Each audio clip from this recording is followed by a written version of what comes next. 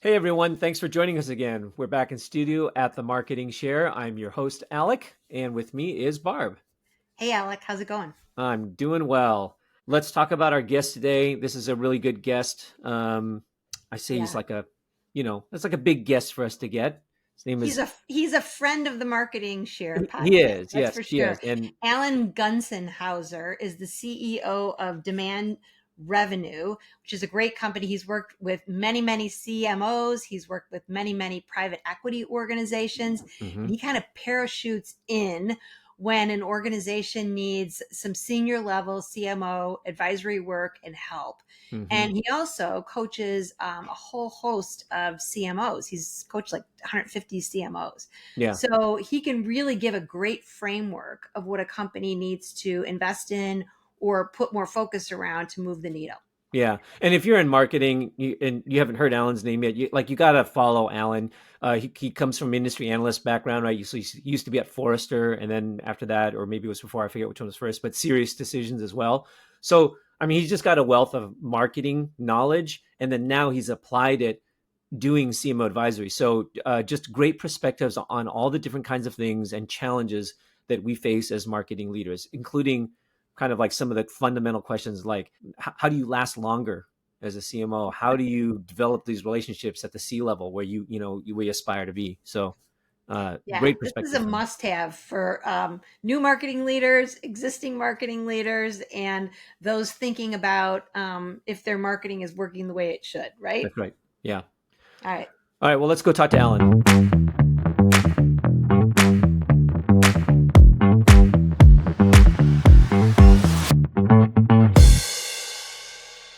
Hello, Barb. We're back in studio. I know, exciting. And we have one of our favorite people on today, which we know very well.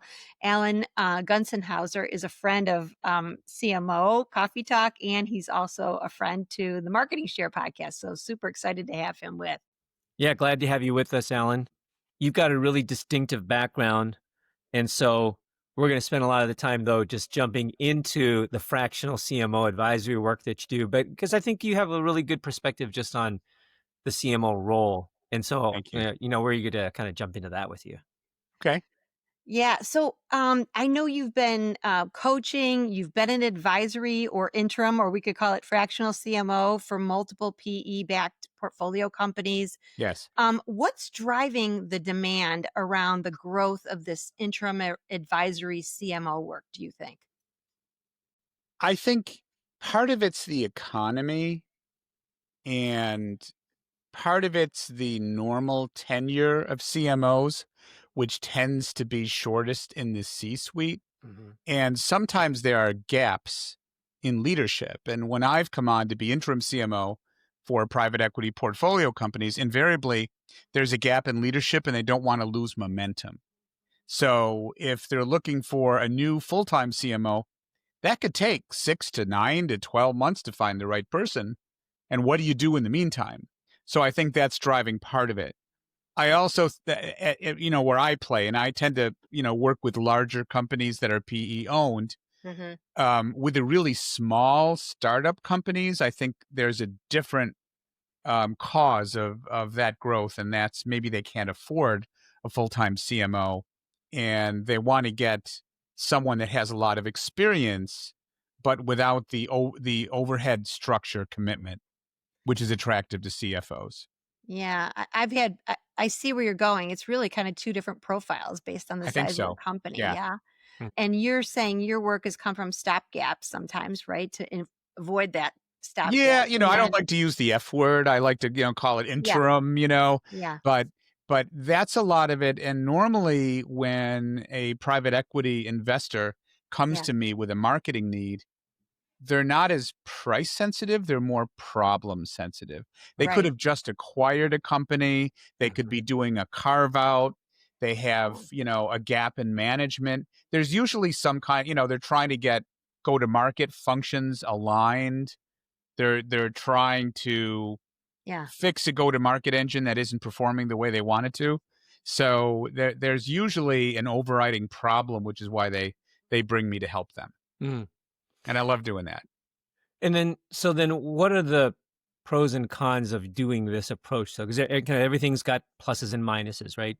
How do you ever discuss that with them, or do you feel that they are well informed about that, or do you feel like sometimes these PE firms even that you have to have a good discussion on that? The discussion centers around the problems that they have and how to Yeah, fix them, yeah, and what kind of infrastructure or gap in leadership, and how you can keep the marketing staff engaged yeah, during an interim period. The ones that bring on fractional CMOs or interim CMOs seem to be relatively well educated because there's a lot of advertising and promotion out there, so they're aware it's something. Some private equity firms are a little more savvy than others about what they can do, what it'll cost, what the benefits are. So there's always a discussion hmm, on, what they need and how you can be most useful to help the CEO and the senior management of their portco to be more successful, yeah, if that makes Yeah, I sense. mean, let's face it, if you solve their problems, your pricing woes go away, right? I Yeah, mean that my clients aren't yeah, as price sensitive, they're more right. problem sensitive. hmm, yeah, Yeah, They've got, yeah, they have some kind of problem, some kind of pain they're trying to yeah, fix. And yeah, they need expertise. The way I kind of describe my value, it's really three things. It's strategy, so I get very involved in strategy. right. It's leadership and alignment between functions, and it's my network. Mhm. Depending what the needs are, I'll either, engage the current staff if they have those competencies, or I'll bring different vendors in from my network that can help with different things. mm-hmm. Yeah, that's super valuable. I tend to think some of these, engagements, I call them engagements sometimes too, because sometimes people need another set of eyes, right? Like, I'm Yes, thinking I need this, but I really would love a gut check from an expert who can for give someone me that's that. in the outside, someone that isn't Yeah, part of the politics. Yeah. That Hmm, has a yeah, lot of value, and they generally listen pretty well, hmm, even more than sometimes in internal employees, yeah, because there's right. no political. I mean, what can they do? Fire you? I mean, it's like Yeah, you're just there to help them and to right, become them for the time that you're there. right. So, did you answer that question, Alex? So from the CMO side, okay, what's their pros and cons of doing this kind of work? Because I Oh, know doing you. fractional or interim versus full time? Yeah. I'm making more money than I was full time. I'm Wow. having a lot more fun. I love what I do. When I'm coaching CMOs, I love helping them be successful. And when I come on as an interim or do project work, I help companies be more successful, more aligned, and the interim CMO work kind of keeps me sharp as a CMO. And the coaching I've coached over 150 CMOs and marketing leaders and helped them with their careers, and at least 30 marketing leaders I've helped become CMOs as well. hmm, So Yeah. I love what I do. That's for me. For someone that's full time, I mean, you know, I know some CMOs that have been there forever, 8 years, 10 years, but that's not the norm. Yeah. So in a lot of cases, there could be some turnover, and that's stressful. Then you have to spend a lot of time on interviewing, Right. and depending on your age there may be some age discrimination, and interviewing is all unpaid and it's all probabilistic and you don't know how long it's going to take, and you know I've been in situations where it's taken me maybe over a year to find the right other CMO hmm, role. hmm, Yeah. um, so from my standpoint, I just I think there are a lot of benefits of being interim or fractional. I mean, yeah, you've got ups and downs, you're running your own business, but you're also working on your own brand Yeah. versus someone else's brand. And I didn't plan to get in it, but when I left Forrester, Yeah. it's the best thing that ever happened to me, and I'm not going back. So I think there are a lot of advantages to being interim and fractional. You're Yeah. certainly a good role model for it, right? To see how the success can look. So that that's great. I'm gonna switch gears a minute because you actually just shared some really cool insights from several of the meetings that you were at that I Yeah. think people in this organization, B2B marketers, would absolutely love. But because I think there were really some key insights that you just shared on a Yeah. call that we had. Could you touch on a couple of those that I think are really in the moment B2B kind of activities that you need to think about Sure. in today's changing world? So I live in Massachusetts, west of Boston. And I went out to the West Coast for a few meetings. And the Mhm. three meetings I went to, the first one, AJ Gandhi, who was a private equity guy, Mhm. put together a really great evening where he had CMOs and CFOs there talking about the CMO CFO relationship. Mhm. The second one was Drew Neisser's CMO Huddle. Sure. He had his second super huddle with 100 CMOs in Palo Alto. Mm. And then the third was the SixSense Breakthrough Conference Mhm. in Las Vegas. So I figured since I was out west, I sandwiched those other two things in, and it was really incredible. Um, so let's see. From the first one, the CMO CFO, only 10% of CMOs meet weekly with their CFO. Only 10%. Right. Now, I don't know if you need to do it weekly, you should do it at least monthly, but that relationship is really important. And, the CFOs were saying that they're the first source of death for CMOs. If CMOs can't speak the language Right. and when they do meet frequently, they agree on a unified measurement approach, having the same metrics. They share honest, transparent progress on what the successes and challenges are, and they problem solve together to fix things in the business. So there's a huge advantage. I mean, and shouldn't be new news to anybody, but that was one of the big things on that particular event. It was a really nice evening. Mm. And then for the next few days in Palo Alto, was Drew's super huddle with 100 CMOs. And, a lot of stuff, don't chase competitors' best practices, you know, um, focus on the customer and what the customer needs are, not what your competitors are doing. Mhm. And, there was a lot about AI. Don't just throw AI on problems, make sure you fix the processes first, or you're going to be accelerating failures. You're just going to fail faster. But fix the processes first Yeah. before you introduce AI.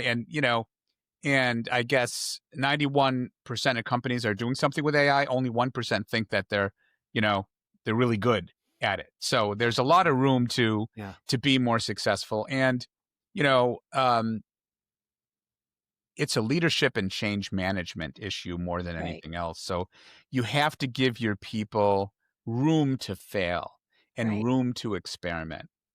And maybe not everybody is going to come along with it. So, there may be a third of people that they may say, oh, yeah, we'll do it, but really aren't mentally there. So it's a big change management issue. But you need to give people psychological safety. Yeah. Um, and, marketing is moving from tactical to being strategic. There's a lot of talk about that. So it's not just campaigns, it's more the results and the impacts that you're driving for the organization. I mentioned Bob Wright a minute ago. We spoke about positioning, how important that is, and I've always Yeah. been big on that. Selling the problem, not the product. There's a Yeah. sea of sameness out there. So, and the point that I said earlier, that positioning really needs to be the primary responsibility of the CEO. The CMO may arrange and do it all, but you need to get the whole C-suite involved when you go through a repositioning and a rebranding.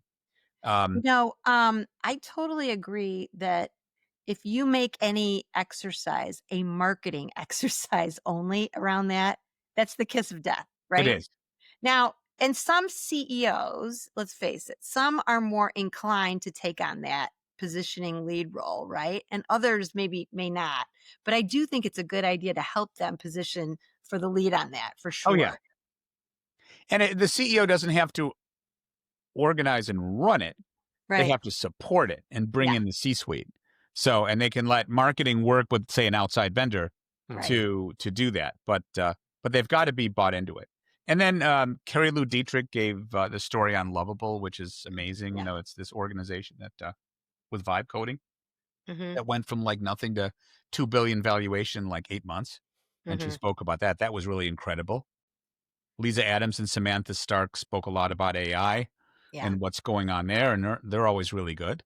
Um, Alan, you said something really important about letting people feel safe, psychological safety, right? yes, This is change management. It is new ways of doing yes, things. I don't know about you, but, my partners and I are all going through it as well. And, when we find something really cool and a way to handle a problem, we're kind of sharing with each other. Yeah. And so we're taking that, what is sort of uncomfortable or a new way to do it, or we're struggling with that. We're kind of sharing it together Yep. so we don't have that, oh gosh, I don't really know how to harness this well. I mean, nobody knows how to, we're all kind of getting there We're ourselves, all and learning especially together. across the That's why organization. it takes a village. Yeah. And two things I'd say. AI is really good at convergent thinking, summarizing what happened in the past and assuming it's going to happen in the future. Mhm. Mm, But you need humans for divergent thinking to think differently. mm, AI can't do that for you. Maybe you mhm. can prompt it better, but you really need humans that are experienced to do that, to question the what if and why. The Yeah. best quote I heard was a CMO that used to be with a Richard Branson company. Mhm. And what Richard would tell his senior staff for every meeting they had was, bring me at least one idea that would get you fired. Yeah. At Huh. least one in Huh. every meeting. Hmm. He was looking for disruptive, out of the box, innovative thinking. Hmm. And Yeah. I think that's a great way to do it. I love that when I heard that. Hmm.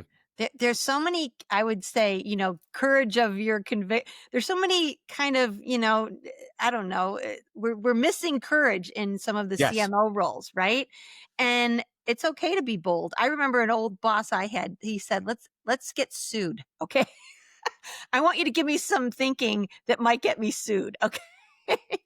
The CMO that mentioned this, who used to work for Richard Branson Company, worked for, I'm trying to remember her name now, worked for a company in the compliance space. Yeah. There Hmm. can't be anything more boring than that. But they put together something for Times Square that says we protect or we cover your assets, and they put a space between ass and ets. Uh-huh. Yeah. So on the big Times Square, we cover your ass. I love it. And the CFO loved it too. They all loved it. I mean, these are compliance people. And that's an example of how she applied what she learned being with, Branson Company. I thought that Yeah. was Yeah. incredibly great. That's a good one. I'm a big believer in breakthrough thinking and also putting humor in B2B. There's not enough Yeah. humor in B2B. Yeah. We need more of that, my Did you opinion. cover all your trip? Did you cover all three Not stops yet. on your trip? Haven't gotten a Oh, Sixth go Sense ahead. Okay. breakthrough. Yeah. Oh, yeah. Right. Right. So Sixth Sense breakthrough was incredible.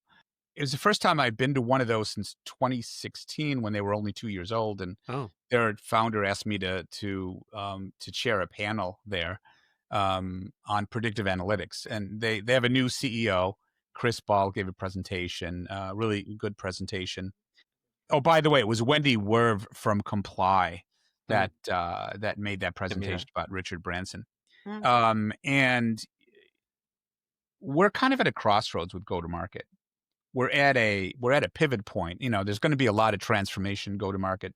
One of the quotes from Chris, their new CEO, said that go to market is going to change more in the next 5 months than it has in the last 30 years.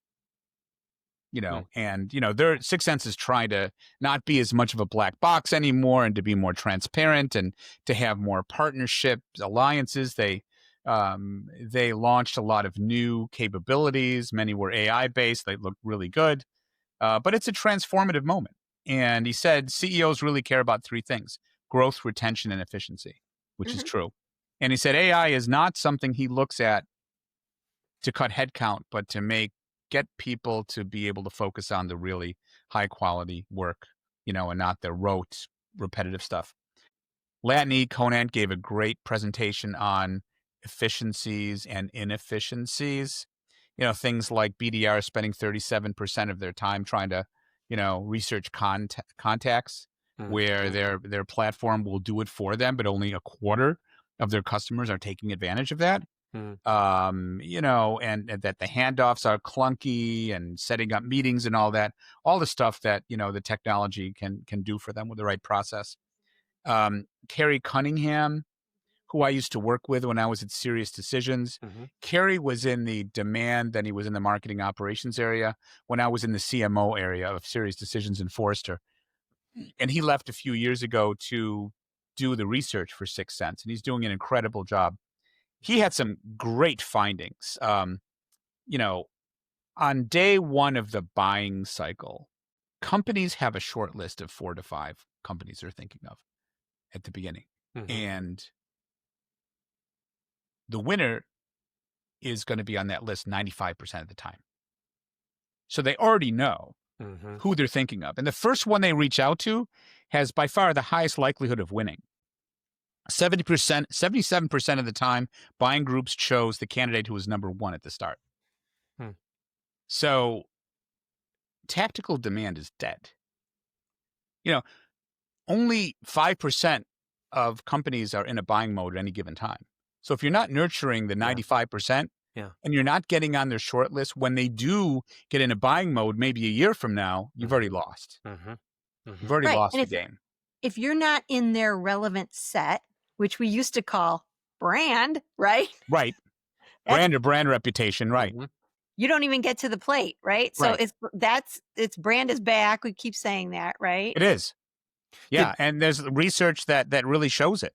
So stop chasing MQLs and, yeah. you know, uh, marketing and sales, give them the information they need, even if they don't respond to you. Keep doing that because most are not in a buying mode yet. But when they are in a buying mode, you want to make sure you're on their list, if not at the top and if they contact you first, you're probably going to win. Hmm. So sales, you know, are validating what they already think, and they don't want to relitigate it with big buying committees. So they generally go with the ones they were thinking of. And Yeah. then Brent Adamson, who just published a book called The Frame Making Sale, gave an incredible talk on customer confidence or lack of confidence. And he said, what was the statistic? 60% of deals end in no decision.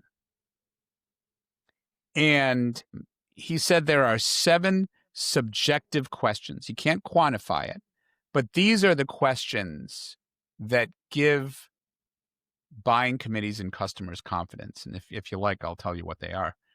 Have we asked the right questions? Have we conducted significant research? Have we thoroughly explored alternatives? And this is in the blog I sent out today, by the way. I sent out Yeah. a summary. Mhm. Have we reached consensus on the right problem and best solution? Can we effectively implement the purchase solution? Will we receive adequate value from our investment? And will we have made the best choice on behalf of our company? So that was significant as well. He gave a great talk on that. So learned a lot, and it was a great couple of weeks at those 3 events. There was more, but you Yeah. can Those read are it on some my really good blog. highlights. It's Demand Revenue. Yeah. So let me ask a follow-up question on that because I couldn't agree more with this shift towards the importance of being on that short list, right? Yeah. So and it does tie back to brand. So, but if we say brand is back, brand is also harder to measure, or at least right, most marketers find it harder to measure that. What is your counsel there then in terms of demonstrating that? Because if there's a way to connect that, hey, look, because of the activities that we're doing in marketing, we are Yeah. getting shortlisted more often. Is that how you measure it? And if so, what's an example of doing that?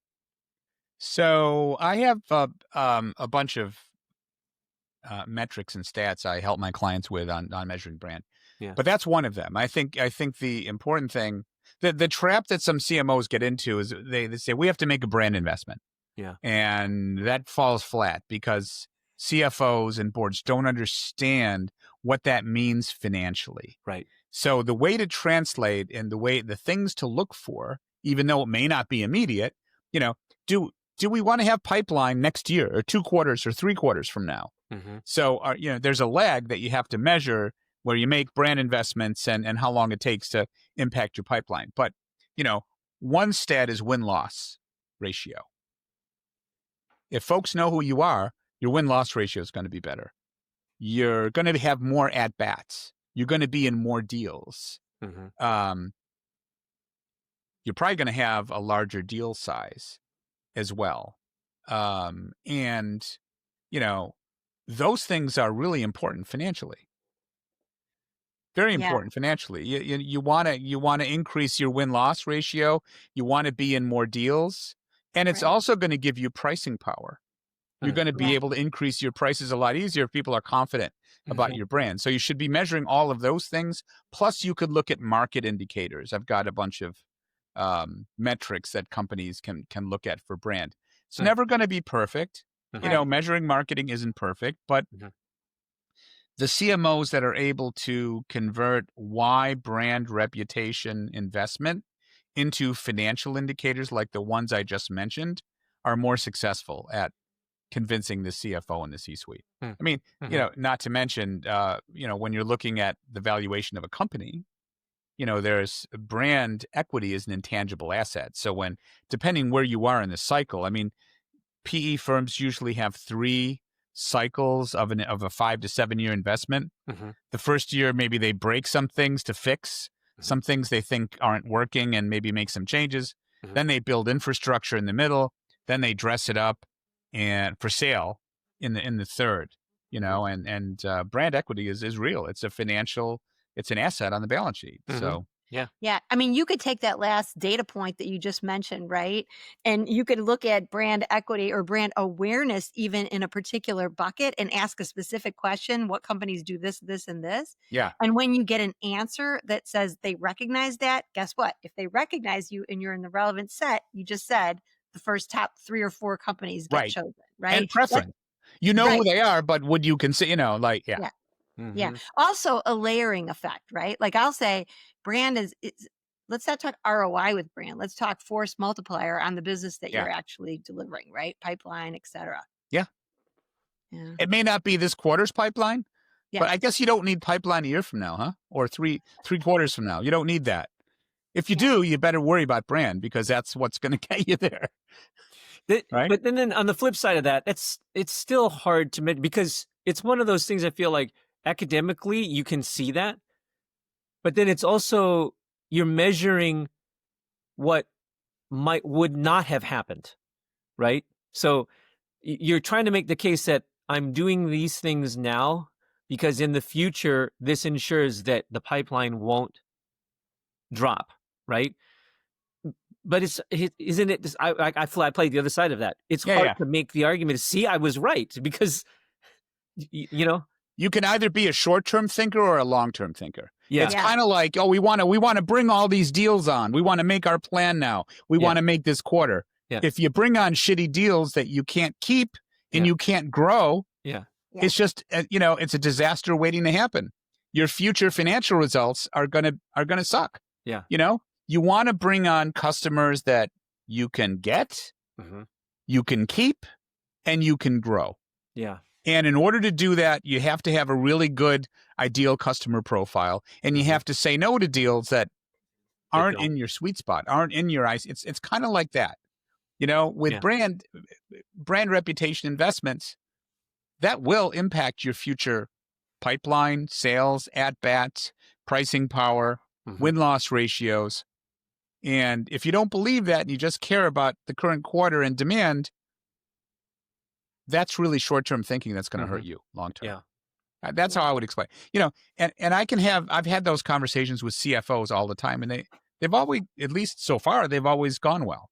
Okay. I That's was gonna encouraging. say That's good. most are receptive, That's good. in my because you've also had the experience of where a company was too narrowly focused on a Yeah, channel marketing, Yeah.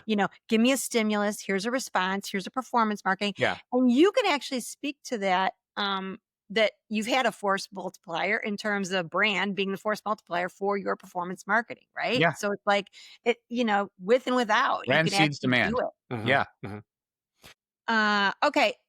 Let's talk alignment for a minute. We talked a minute ago about go to market teams and those kinds yeah. of things and thinking like the business owner and so forth.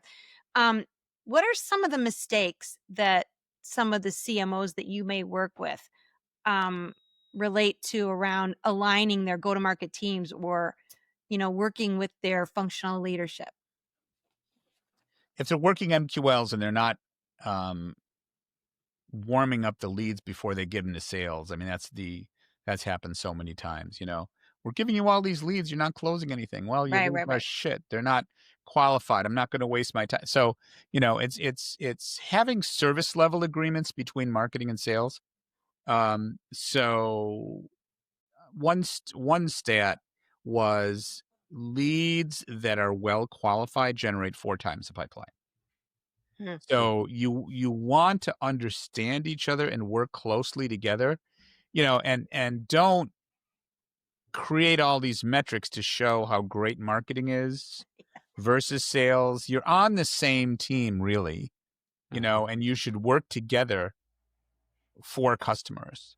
And I also see issues where, salespeople have a plan, they have a budget they have to meet in the quarter. They'll bring on anything they can, sometimes. And, the danger there, and I've seen this happen in private equity firms, they bring on all these new clients that churn because, maybe they don't have the right product, they don't have the right low end product and the right service model to service those customers.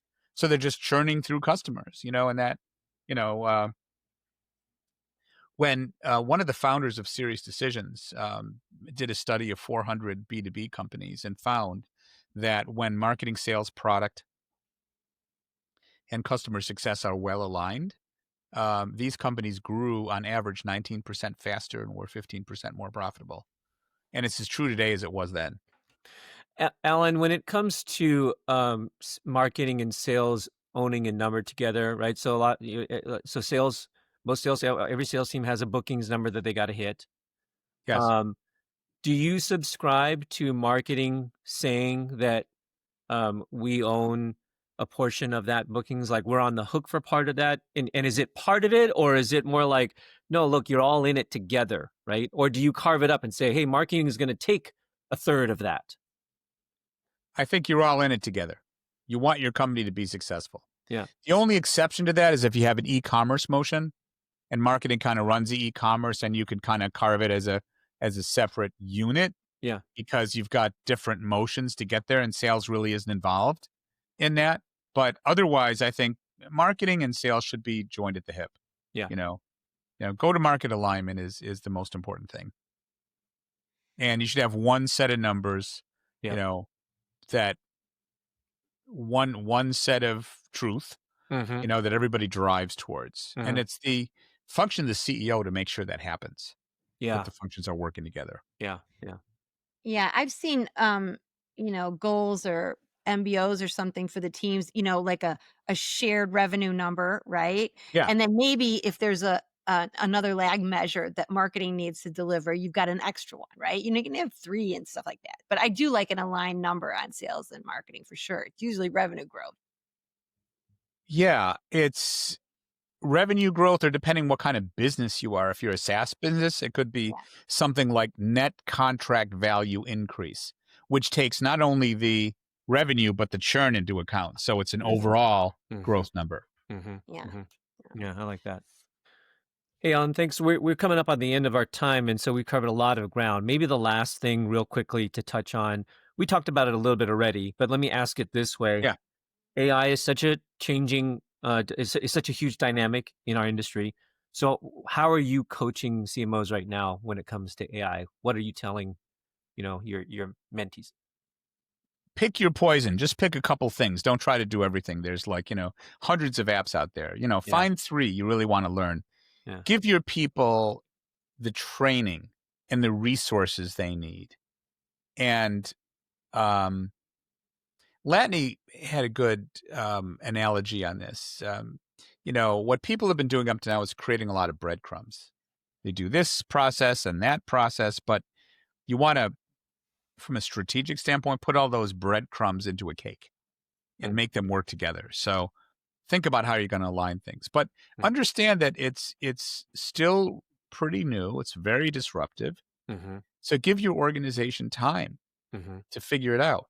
Um, and don't just think of AI as a way to cut staff. Some people are thinking that, mhm, but as a way to make your people more productive and get ahead. And use AI to help you with signals and to summarize what happened in the past, but don't let AI serve as your strategy, because Mm. everybody's using the same LLMs. If you do that, your competitors are going to know your strategy Yeah. before you do and beat you to market. That's So, you need yeah. humans and Yeah. people to think differently, Yeah. and hire divergent thinkers. Hire people that may not be as much of a fit in the culture, Yeah. but question why Yeah. things are the way they are. Yeah. What, why do we do it this way? Why do we do it that way? Why can't, you want to hire those kinds of people that'll help you progress Mhm. with Love it. disruptive thinking, kind of like what Branson was saying, Yeah. you know, Mhm. bring me ideas that would get That you get you fired. fired. Yeah. Yeah. You know, It's a good way to that's frame it. really great leadership. Yeah. Yeah. Telling his people Yeah. that, Yeah. give people the psychological room to Right. fail and to Yeah. Right. try things and to learn, Yeah. because Yeah. that's I kind of would where we say, are.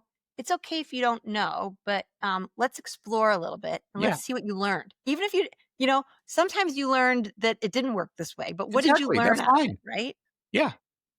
Alan, this was amazing speaking to you. We really appreciate the Thank time you. you've My taken. pleasure. How do people like I know you've got such great content out on online and so forth, but tell people how to get a hold of you for either coaching or for interim advisory CMO work. Well, since no one can spell my name, and my email is pretty simple: ag@demandrevenue.com.